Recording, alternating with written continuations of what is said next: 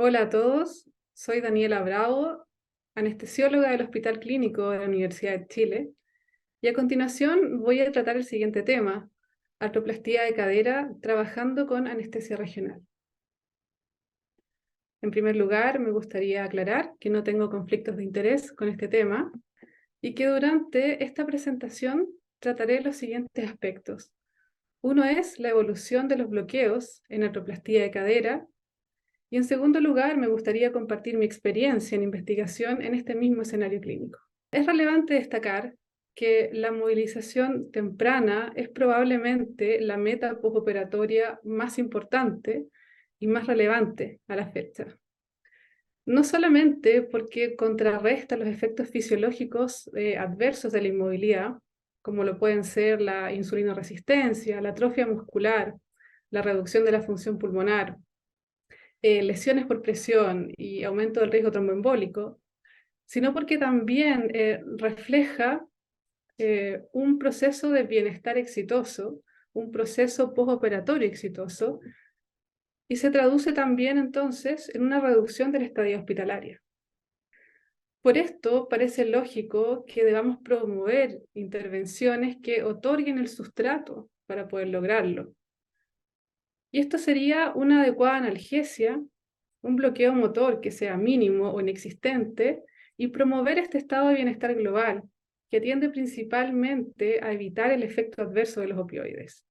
Por otro lado, tenemos que pensar que estas intervenciones que busquen promover la movilización temprana tienen que ser viables y reproducibles y tener un perfil de seguridad adecuado. Esto hace evidente de que hablar de la evolución de los bloqueos de nervios, ¿no es cierto?, es un tema que aún está en búsqueda para que podamos concretar esta meta final. No obstante, a pesar de lo mencionado, yo creo que no es sorprendente enfrentarnos a datos como este, en donde al ver estadísticas de un país desarrollado como lo es Australia, nos encontramos con que una fracción mínima de pacientes finalmente se moviliza de manera precoz. Y curiosamente, la barrera principal es probablemente la ausencia de un protocolo, ya que no existen elementos claramente asociados a limitar que un paciente se movilice precozmente. Es entonces donde parece lógico buscar estrategias analgésicas que permitan esta movilización precoz, pero también teniendo en mente de que en ausencia de un protocolo que les dé sustento, lograr esta ansiada movilización precoz por sí sola no va a ser lograda. Cuando pensamos en las alternativas analgésicas, entonces, consideramos las alternativas neuroaxiales, tales como la morfina intratecal y la analgesia epidural, y también las alternativas periféricas, como lo son la infiltración anestésica local o la infiltración periarticular. Y finalmente, nuestros bloqueos de nervio periférico. Si los vemos en detalle, podemos mencionar que la morfina intratecal tiene una serie de efectos indeseados secundarios, como la depresión respiratoria, la incidencia de náuseas y vómitos o de picazón, prurito, por los cuales no es promovido como quizás la mejor estrategia analgésica. Por otra parte, la analgesia epidural tiene estos efectos secundarios como que pueden en el fondo limitar la recuperación precoz y la fisioterapia, en donde nos enfrentamos a hipotensión, retención urinaria y un bloqueo bilateral significativo. Por otro lado, la infiltración periarticular o la infiltración local, si bien fue descrita ya hace muy largo tiempo, no ha sido capaz de posicionarse como una alternativa confiable e infalible en el escenario de artroplastía total de cadera. Y por otra parte, hemos visto que el bloqueo motor no es del todo evitado. Es por eso de que nuestros bloqueos de nervio periférico parecen ser una estrategia muy lógica para dar un manejo del dolor adecuado que finalmente se traduzca en esta ansiada movilización precoz.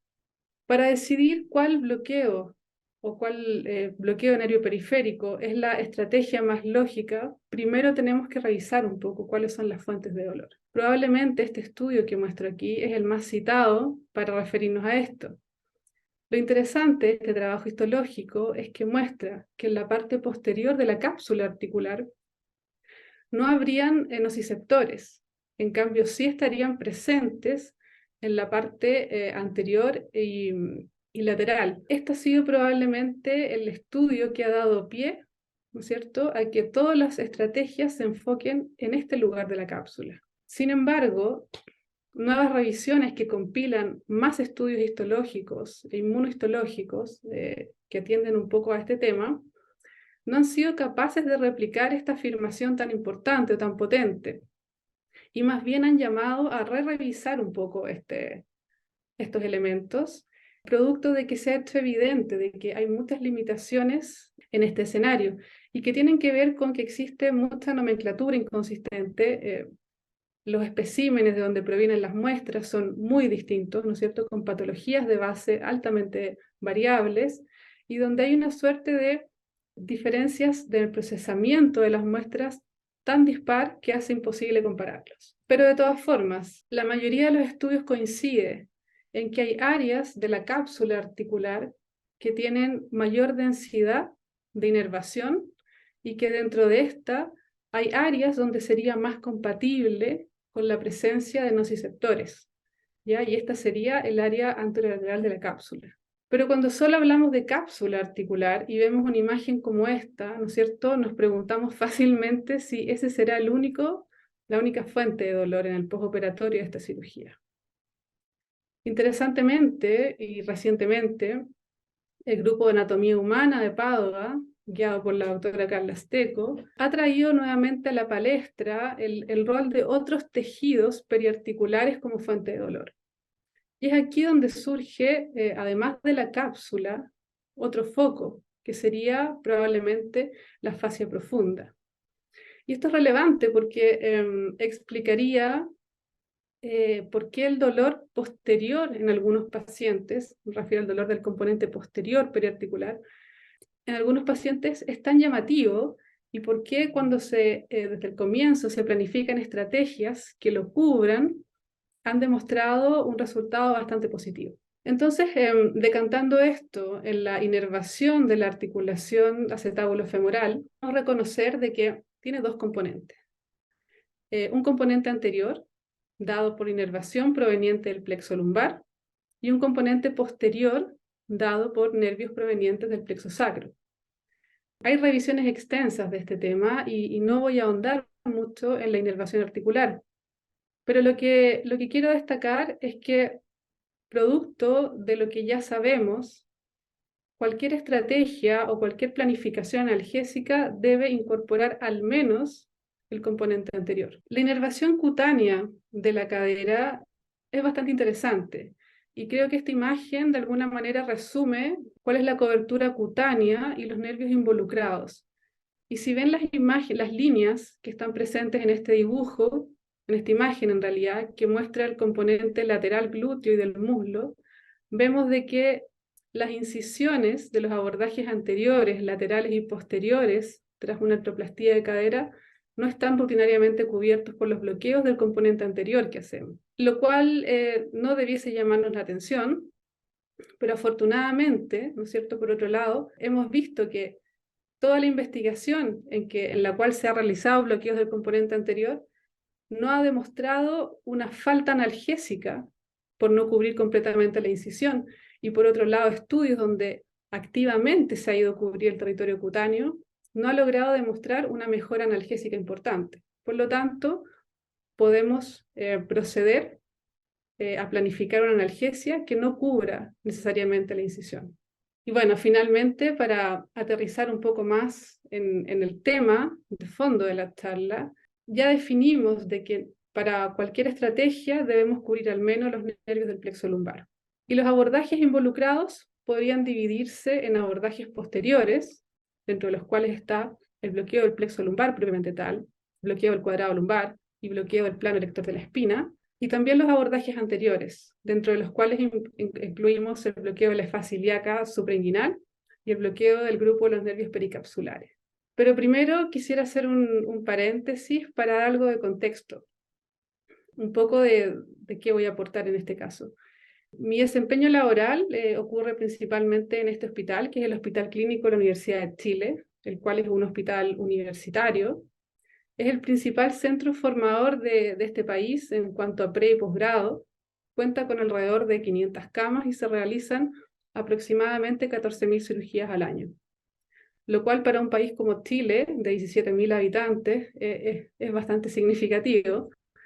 Y dentro de estos pacientes contamos con un volumen importante de cirugía ortopédica, y dentro de la cual la cirugía de cadera es de las principales. Contamos con un protocolo de rehabilitación posterior a una artroplastía total de cadera que contempla varias jornadas con distintas metas, por supuesto, pero donde lo que destaco es que para dar inicio a esta rehabilitación es fundamental contar con un paciente apto desde el punto de vista hemodinámico, de su función motora y del manejo del dolor. Por lo tanto, este protocolo de rehabilitación podría iniciarse en el día cero, que es lo que habitualmente hacemos, pero si no se cumplen las condiciones, se retrasa posteriormente, por ejemplo, el primer día postoperatorio. Y que su término también tiene metas mínimas que el paciente debe lograr. Si el paciente tiene una condición global buena, este protocolo fácilmente se condensa en menos días, pero si el paciente requiere más días, también se puede extender,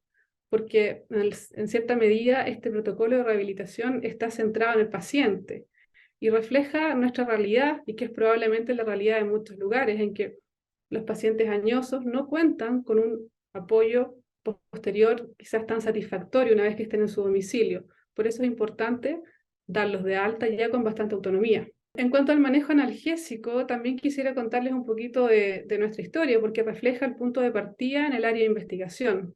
Por mucho tiempo, el catéter epidural fue nuestro gold standard, lo que significaba que teníamos a pacientes bastante inmóviles y muchos de ellos hipotensos hasta el primer día postoperatorio de manera fácil, con importante bloqueo motor, y que su estadía hospitalaria alcanzaba también fácilmente 5, incluso 6 días. Esto era nuestro escenario habitual. Pero en la medida de que un grupo de anestesiólogos quizás un poco más jóvenes se fue consolidando en la atención de este grupo de pacientes, y un poco motivados por lo que la evidencia promovía, se decidió dar un salto quizás, o iniciar una transición a un bloqueo más bien unilateral, esperando limitar un poco los efectos adversos de un catéter peridural. Y es por eso que decidimos en un momento iniciar esta transición a un bloqueo de plexo lumbar continuo, eso más o menos por el 2013. Inicialmente guiado por neuroestimulación, y más o menos el 2014, en que tuvimos acceso a un transductor convexo, hicimos la transición también a una técnica con ultrasonido.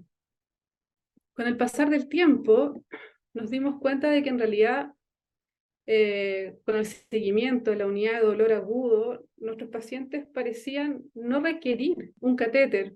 Hicimos esta transición también a una técnica punción única. Y la verdad es que nos quedamos aquí por un buen tiempo, producto de que el beneficio analgésico era rotundo, y desde el punto de vista de la evidencia, ¿no es cierto?, el plexo lumbar constituye nuestra alternativa más antigua desde el punto de vista regional. Y en términos de eficacia analgésica, si bien puede ser considerado inferior a morfina intratecal, sabemos lo limitante que puede ser la morfina intratecal también, por lo tanto, no constituye una alternativa. Sí ha demostrado ser superior a los opioides sistémicos y a los bloqueos infrainguinales. Y finalmente, por todos estos motivos, se convirtió en el estándar en muchos lugares. Desde el punto de vista técnico, han ocurrido una serie de optimizaciones que también facilitaron su adherencia. Y probablemente el cambio de técnica para sagital a la imagen de tridente fue el elemento más importante, en que realmente esta visión panorámica de nuestro punto objetivo significó una simplificación que permitió que muchas personas se sintieran un poco más a gusto con realizar este bloqueo. Esto, acompañado con estudios de búsqueda de dosis y llegar a un punto en que simplificamos solo la técnica a ultrasonido prescindiendo de la neuroestimulación, significó que se consolidara aún más como nuestro estándar. Pero debemos decir de que es un bloqueo que requiere de habilidades técnicas avanzadas, y que también eso se convierte en una limitante, porque es probable de que si el anestesiólogo no está formado o no se siente confiado en realizar esta técnica, deje a pacientes sin recibir el bloqueo. Y por otro lado, además de dar una analgesia bastante sólida, también provoca un bloqueo motor sólido, como vemos en estos números, lo cual finalmente también se traduce en limitar la capacidad de rehabilitarse. Y adicionalmente, conocemos una serie de eventos adversos y complicaciones que han sido reportadas en este bloqueo, producto de esta proximidad a estructuras vitales. Por lo tanto, esto hace de que uno sienta de que está un poco en riesgo o a la espera de que algún evento adverso importante ocurra cuando realiza este bloqueo rutinariamente. A esto sumamos de que en nuestro centro nos veíamos obligados a supervisar rutinariamente este bloqueo con residentes, y la sensación que nos quedaba era que el entrenamiento absoluto para desempeñarse posteriormente no se lograba, entonces no estábamos entregando quizás una herramienta útil para su desempeño posterior. Todos estos elementos nos movieron un poco a buscar algo más, a buscar otra alternativa distinta que mantuviera la analgesia, quizás limitara este efecto de bloqueo motor y fuese más seguro. Y así partió esta búsqueda. A nuestro favor teníamos varios elementos. Uno de ellos era contar con un centro hospitalario docente donde la investigación es bastante promovida y muy bienvenida. Teníamos los pacientes, contamos con un equipo anestésico, entre los cuales obviamente me incluyo, que estamos formados en anestesia regional y con toda la motivación de hacer esta búsqueda, y también con un equipo quirúrgico muy alineado con nosotros y muy dispuesto a participar. Entonces nos planteamos generar un protocolo que fuese reproducible en futuros estudios, ya entendiendo de que quizás un primer estudio no iba a resolver todas nuestras inquietudes, y que a la vez nos entregara información amplia acerca de lo que nos está entregando esta intervención que íbamos a indagar. Es por eso de que diseñamos un estudio prospectivo, randomizado y controlado, cuyo outcome primario, más allá de permitirnos empoderar un estudio, fuese clínicamente relevante, donde la evaluación de los desenlaces fuese ciego, a la vez que este protocolo fuese reproducible y válido sobre todo externamente, y que, ¿no es cierto?, adhiera a buenas prácticas clínicas, que desde ese punto no fuese cuestionable. Y es por eso que este como diseño global de un estudio en cadera, a nuestro gusto, incorpora una serie de outcomes que van a tener injerencia sobre las decisiones clínicas posteriores. Por ejemplo, incluye, ¿no es cierto?, la evaluación de esta tan deseada analgesia, donde evaluamos consumo de morfina, el tiempo a la primera demanda analgésica y los puntajes de dolor en reposo y dinámico. Evaluamos elementos de bienestar global, como lo son el efecto adverso de opioides, la capacidad de realizar fisioterapia, y si es que no se pudo, si es que esta era por motivos de dolor o de bloqueo motor. Cuánto finalmente dura esta estadía hospitalaria, y como ya dijimos, refleja, ¿no es cierto?, un curso postoperatorio satisfactorio. Evaluamos la presencia de complicaciones y también si es que esta estrategia que estamos evaluando es viable y reproducible, desde el punto de vista de que no solamente queremos una técnica eficaz, sino también queremos que sea eficiente y basada en técnicas validadas. Me refiero en técnicas que hayan demostrado un beneficio claro y sean replicables. Y en cuanto a la evaluación de la intervención per se, ¿no es cierto?, nosotros anticipábamos que íbamos a ir evaluando varios bloqueos o estrategias analgésicas. Por lo tanto, queríamos poder compararlas nítidamente. Es por eso de que desde el punto de vista sensitivo establecimos una escala para medir este bloqueo, y como sabemos de que el nervio obturador puntualmente tiene un territorio cutáneo altamente variable, es que definimos que no lo íbamos a atribuir, ¿no es cierto?, el componente sensitivo a un nervio propiamente tal, sino más bien a un territorio. Entonces evaluamos, por ejemplo, cara anterior de muslo, cara lateral y cara medial. Buscamos también poder comparar el componente motor, y para eso necesitábamos también una medición estandarizada. Para medir el componente del nervio femoral, decidimos ocupar el método descrito por Neal, en que mediante la flexión en 45 grados de cadera y de rodilla en 90, buscamos la extensión de la rodilla, y según eso establecemos también si hay preservación de fuerza, hay paresia o hay parálisis. Para el componente aductor, aquí las cosas se tornan un poco más complejas, porque sabemos de que la potencia aductora es bastante sucia desde el punto de vista de inervación, donde va a haber contribución no solamente del plexo lumbar, sino también del plexo sacro. Por lo tanto, aunque tengamos un bloqueo completo y exitoso de los componentes del plexo lumbar, sabemos de que la potencia aductora no va a caer del todo. Por eso decidimos utilizar un método descrito por Lang, en el cual comparamos la caída de la potencia aductora contra una medición basal. Siendo un poco más permisivos quizás, también establecemos una permanencia de la fuerza o una caída progresiva según cuánto caiga en relación a este basal. Y así finalmente emprendimos esta ruta de evaluar o de buscar una alternativa a nuestro estándar, el plexo lumbar, primero indagando sobre los abordajes posteriores. Cuando hablamos del bloqueo cuadrado lumbar, básicamente nos estamos refiriendo a tres abordajes con distintos patrones de difusión. Desde su descripción inicial tomó aproximadamente 10 años para que fuera formalmente estudiado en cadera, y la lógica para considerar los bloqueos del cuadrado lumbar como una alternativa es que podrían ser bloqueos más seguros, ¿cierto? Porque son bloqueos supuestamente más superficiales al plexo lumbar. Y desde un punto de vista lógico, ¿cuál de los tres bloqueos del cuadrado lumbar tendría más lógica? Sería el cuadrado lumbar anterior o el cuadrado 3. Y si nos vamos a revisar su eficacia analgésica, nos encontramos con que efectivamente se desempeña mejor a placebo y mejor que una infiltración intraarticular, pero inferior que un bloqueo femoral, curiosamente. Y cuando lo comparamos a otras estrategias suprainguinales, como el plexo lumbar mismo, un bloqueo PENG y un bloqueo de la fascia ilíaca suprainguinal, vemos que su desempeño es similar. Y pongo esta marca ahí para indicar de que analgésicamente tenemos buenos resultados, pero también tenemos un importante bloqueo motor asociado, que es parte de los elementos que queremos evitar. Entonces, como queremos evitar este bloqueo motor, uno podría pensar, bueno, indaguemos un poco en los otros cuadrados lumbares. Vemos que por otro lado, el cuadrado lumbar lateral asociado a una infiltración periarticular resultó inferior al bloqueo de plexo lumbar, por lo tanto no se convierte en una alternativa válida, y el bloqueo posterior no demostró beneficio sobre placebo. Entonces, nos enfrentamos a un abordaje que yo no lo describiría como fácil, sino más bien técnicamente demandante, donde la dificultad radica en definir este punto de inyección.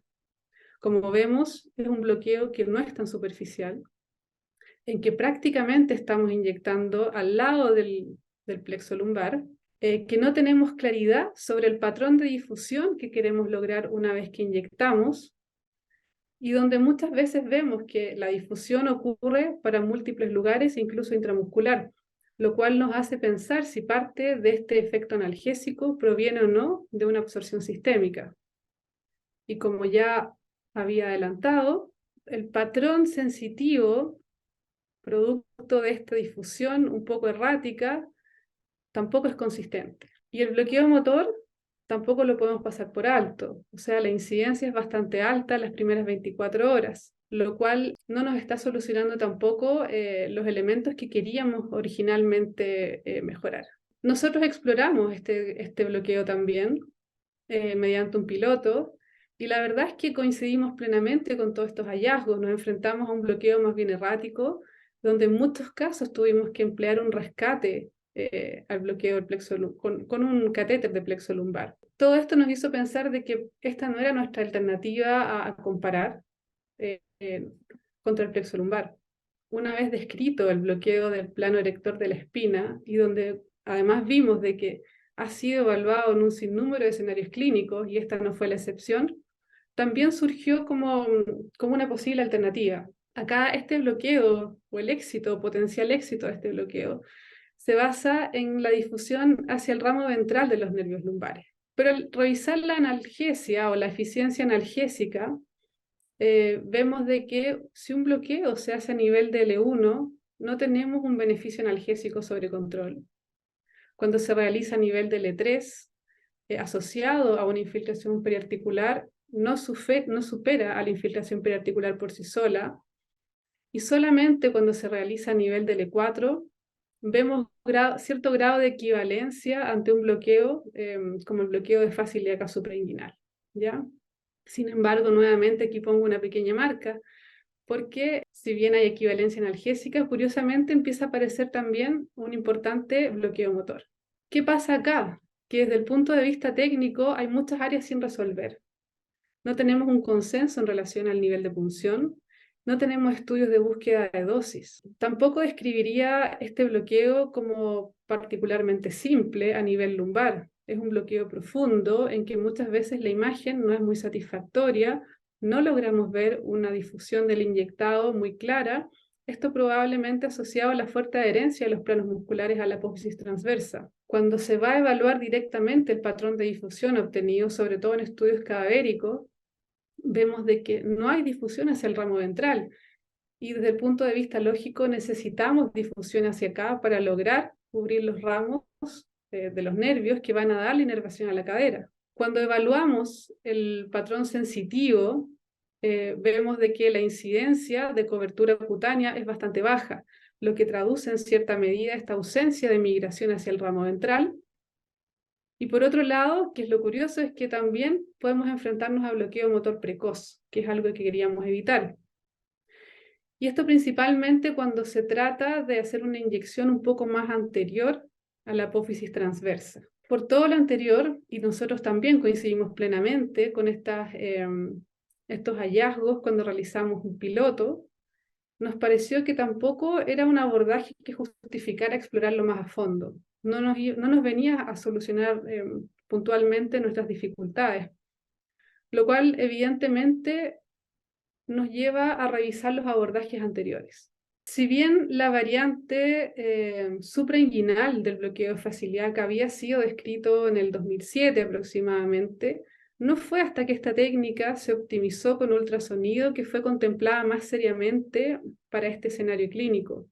Por sus características, ¿no es cierto?, en que buscamos inyectar volumen en un plano intermuscular alejado de estructuras vitales, parece ser un abordaje mucho más seguro que el plexo lumbar, y debemos reconocer en el fondo que los estudios de búsqueda de dosis nos indican de que para que tenga éxito es un bloqueo altamente volumen dependiente.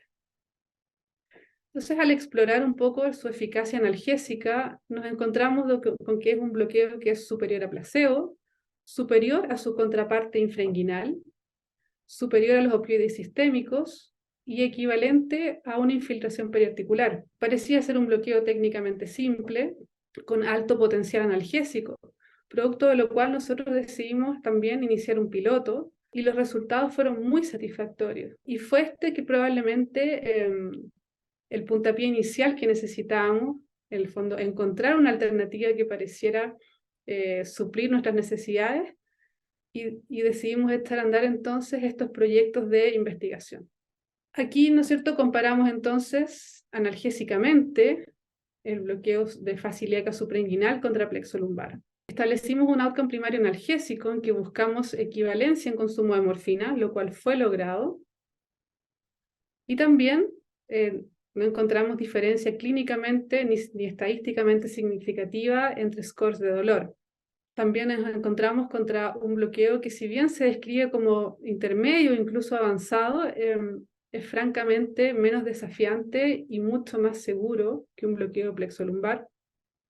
Pero que si nos vamos a medir el bloqueo motor, nos encontramos con unas incidencias bastante altas. Pero la verdad es que este bloqueo se transformó en nuestro nuevo estándar. Quizás podríamos decir de que generalizó la posibilidad de que todos nuestros pacientes tuviesen acceso a un bloqueo analgésico, analgesia confiable, y seguíamos tolerando cierto grado de bloqueo motor. Y hasta aquí nos quedamos bastante tranquilos, pero no fue hasta que nuestro protocolo de rehabilitación nos empezó a presionar un poco a buscar una alternativa. Y paralelamente se publicó este reporte en que se describía un nuevo abordaje que buscaba selectivamente ir a cubrir los ramos articulares de la cápsula anterior, lo cual podía proveer de analgesia y ahorrar bloqueo motor. Desde su descripción inicial, eso sí, era evidente que era un bloqueo también dependiente de volumen en el sentido de ser selectivo, no desde el punto de vista motor, donde vemos que con volúmenes de 20 ml hay migración del anestésico o del inyectado hacia el tronco del nervio femoral y del obturador. No obstante, los mismos autores fueron dando consejos adicionales para limitar esta migración, y ahora más recientemente ya hay un estudio cadavérico de búsqueda de dosis máxima que evita el llegar hasta el nervio femoral. Desde el punto de vista analgésico, se ha visto de que reduce el consumo de opioides comparado con placebo, se comporta mejor que la infiltración de la herida operatoria por sí sola, asociado a una infiltración intraarticular, es superior a una infiltración intraarticular sola, y que sería similar a un bloqueo de fase ilíaca suprainguinal. El asunto aquí es que nosotros ya teníamos alternativas analgésicas. En ese sentido estábamos tranquilos, teníamos dos muy buenas alternativas. Por lo tanto, definimos de que la búsqueda tenía que ir enfocada en otra arista, en otro elemento, que sería el bloqueo motor. Y así decidimos dar curso entonces a nuestro segundo protocolo, en que comparamos nuestro estándar de ese momento, que era la fase ilíaca suprainguinal, contra este nuevo abordaje. Y aquí, eso sí, decidimos cambiar el outcome. Decidimos ir a evaluar el bloqueo motor a las 6 horas post cirugía. ¿Y qué obtuvimos? Obtuvimos una incidencia de 25% a las 6 horas, lo cual era bastante bueno comparado con lo que estábamos acostumbrados con fase ilíaca suprainguinal. Este bloqueo técnicamente es bastante menos desafiante que otros. No debiese tener un bloqueo cutáneo, ¿no es cierto? Sin embargo, si uno va a medirlo de acuerdo a los outcomes que establecimos en nuestro protocolo, está presente precozmente, lo que traduce esta migración del anestésico local hacia los ramos, hacia el tronco principal de los nervios. Y por otra parte, corroboramos de que analgésicamente tenía un desempeño muy satisfactorio, donde obtuvimos algunos puntos temporales en que alcanzaba diferencias estadísticamente significativas, pero como vemos, su diferencia clínica es mínima. Y finalmente aquí obtuvimos una herramienta más, una estrategia más para manejar el dolor de nuestros pacientes en el postoperatorio. Y bueno, la verdad es que no nos vimos motivados nuevamente a generar un cambio hasta que nuevamente nuestro equipo ortopédico probablemente nos instó a darle una vuelta. ¿Qué podíamos hacer con los pacientes que tenían un muy buen estatus funcional y que queríamos realmente empezar a movilizar casi tan pronto como salieran de pabellón? Y es aquí donde esta búsqueda llegaba a un punto quizás sin salida, en que ya no nos quedaban estrategias regionales y quizás teníamos que revisitar viejos amigos, y es donde planteamos darle una vuelta a la infiltración periarticular nuevamente, obviamente tratando de diseñar una técnica de inyección de que fuese lógica desde el punto de vista analgésico, pero también limitara la posibilidad de obtener bloqueo motor, que sabíamos que podía ocurrir también. Y aquí surge nuestro tercer protocolo de investigación, en que acá nos enfocamos en la eficacia ahorradora de fuerza, entendiendo de que además vamos a evaluar secundariamente el componente analgésico. Y nos pusimos un poquito más estricto o más demandantes de ausencia de bloqueo motor, porque nuestro outcome primario se trasladaba a las 3 horas. ¿Y qué nos pasó acá? Sorprendentemente, la incidencia de bloqueo motor con PENG se redujo a la mitad comparado con nuestro mismo bloqueo anterior, nuestro mismo protocolo anterior, lo cual probablemente tiene que ver con que fuimos aún más estrictos o más cuidadosos con la inyección. E interesantemente, la infiltración periarticular obtuvo más bloqueo motor del que esperábamos y más bloqueo motor incluso que PENG. Por lo tanto, desde ese punto de vista, no obtuvimos una mejora. ¿Pero qué nos pasó? Paradojalmente, sí obtuvimos un mejor desempeño analgésico con la infiltración periarticular comparado con PENG. Si bien la significancia clínica aquí es prácticamente nula, sí obtuvimos, ¿no es cierto?, varios puntos de diferencia significativa estadísticamente. Estos resultados evidentemente fueron inesperados y habla probablemente de que no solamente el componente capsular anterior es relevante en el manejo del dolor postoperatorio en este escenario, sino que también todos los tejidos articulares posteriores tienen un rol no despreciable. Bueno, y aquí quedamos en un punto un poco difícil, en que básicamente nos lleva a definir si es que estamos dispuestos a entregar la analgesia postoperatoria completamente a los cirujanos o si la conservamos nosotros. Es probable de que tengamos que considerar la infiltración periarticular como una estrategia más. Como comentarios más hacia el final, me gustaría transmitirles de que en esta ruta nos hemos dado cuenta de que nosotros somos capaces de generar las respuestas a nuestras propias inquietudes. Desde el punto de vista de los resultados de la evidencia en investigación, podemos decir de que el bloqueo plexo lumbar, el bloqueo de la fascia ilíaca suprainguinal y el bloqueo PEN probablemente son bastante equivalentes analgésicos, ¿ya? Esto nos da un arsenal bastante amplio para definir qué se ajusta mejor a lo que necesitamos.